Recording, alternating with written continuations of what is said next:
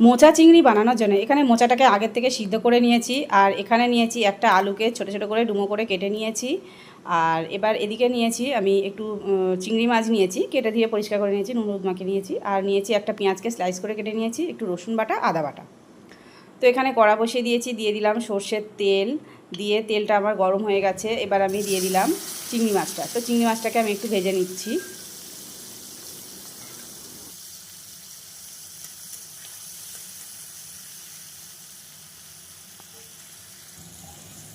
তো বন্ধুরা দেখো এখানে চিংড়ি মাছটা ভাজা হয়ে গেছে, তো আমি বাটিতে তুলে নিচ্ছি চিংড়ি মাছ ভাজাটা। তো এবার আমি ওই কড়ার মধ্যে দিয়ে দিচ্ছি সর্ষের তেল। তো এই রান্নাটা আমি সর্ষের তেলেই করব। তো সর্ষের তেল দিয়ে দিলাম, দিয়ে এবার আমি এর মধ্যে একটু গোটা জিরে আর দিয়ে দিচ্ছি একটু তেজপাতা দিয়ে দিলাম।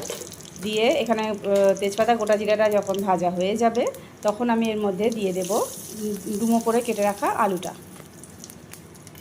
তো এখানে আলুটাকে এবার আমি দিয়ে দিলাম, দিয়ে আলুটাকে এবার আমি একটু ভেজে নেব।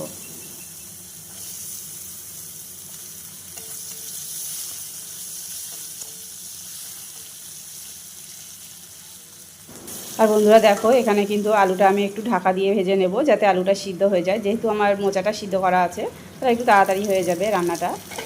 তো এই ঢাকাটা খুলে আমি আবার একটু নেড়ে চেড়ে নিলাম, নিয়ে এবার এর মধ্যে দিয়ে দিচ্ছি কেটে রাখা পেঁয়াজটা। তো পেঁয়াজটা দিয়ে আমি এবার একটু নেড়ে চেড়ে ভালোভাবে ভেজে নেব।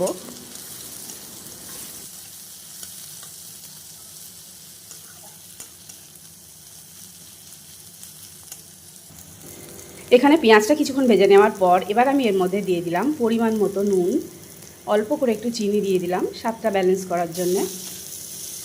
দিয়ে এবার নেড়ে চেড়ে নিয়ে এবার আমি এর মধ্যে দিয়ে দিচ্ছি একটু ধনে জিরে গুঁড়ো। বন্ধুরা এখানে কিন্তু ধনে জিরে গুঁড়োটা আমার মিক্স করা আছে।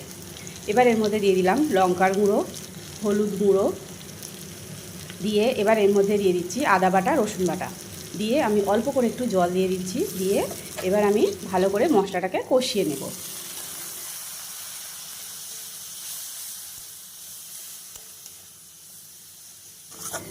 তো বন্ধুরা দেখো এখানে মশলাটা কিছুক্ষণ কষিয়ে নেওয়ার পর এবার আমি দিয়ে দিচ্ছি এর মধ্যে সিদ্ধ করে রাখা মোচাটা।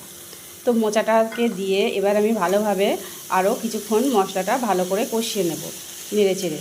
তো এখানে কিছুক্ষণ কষিয়ে নেওয়ার পর এবার আমি এর মধ্যে অল্প করে একটু জল দিয়ে দিলাম, দিয়ে আরও কিছুক্ষণ নেড়ে চেড়ে নিয়ে এবার আমি একটা জায়গায় একটা ছোটো বাটিতে আমি অল্প করে একটু ময়দা নিয়ে নিলাম, নিয়ে একটু জল দিয়ে গুলে নিচ্ছি।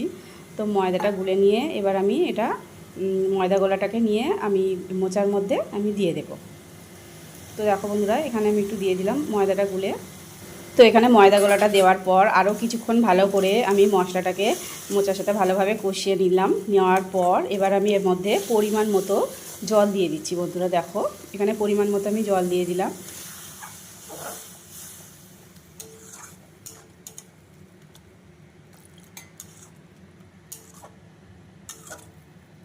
এখানে মোচাতে জলটা দেওয়ার পর এবার আমি একটু ঢাকা দিয়ে কিছুক্ষণ আমি রান্না করে নেব, যাতে আলুটাও সিদ্ধ হয়ে যায়।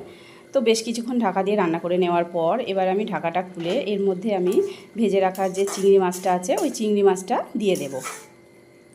তো দেখো বন্ধুরা যে চিংড়ি মাছ ভাজাটা আমি এবার মোচার মধ্যে দিয়ে দিলাম, দিয়ে আমি আবারও একটু নেড়ে চেড়ে নিয়ে আমি ওই 1 মিনিটের মতো একটু ঢাকা দিয়ে আমি রান্না করে নেব। যেহেতু চিংড়ি মাছটা দেওয়ার পর বেশিক্ষণ আর আমি ফোটাবো না। তো দেওয়া চিংড়ি মাছটা দিয়ে দিলাম, দিয়ে বেশ একটুখানি ফুটিয়ে নিলাম, নিয়ে তো দেখো এখানে কিন্তু আমার মোচার তরকারি রেডি হয়ে গেছে। এবার আমি একটু নামানোর আগে দেখো আলুটাও সিদ্ধ হয়ে গেছে। তো নামানোর আগে আমি একটু গুঁড়ো গরম মশলা ছড়িয়ে দিচ্ছি।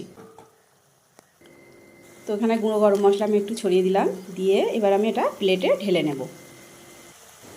আর বন্ধুরা যদি আমার এই রেসিপিটা তোমাদের ভালো লেগে থাকে তাহলে আমার ভিডিওটাকে লাইক করবে, কমেন্ট করবে, আর আমার চ্যানেলে যদি কেউ নতুন থেকে থাকো তাহলে আমার চ্যানেলটাকে সাবস্ক্রাইব করো আরও নতুন নতুন ভিডিও পাওয়ার জন্য। দেখা হচ্ছে নেক্সট ভিডিওতে। টাটা, সবাই ভালো থেকো।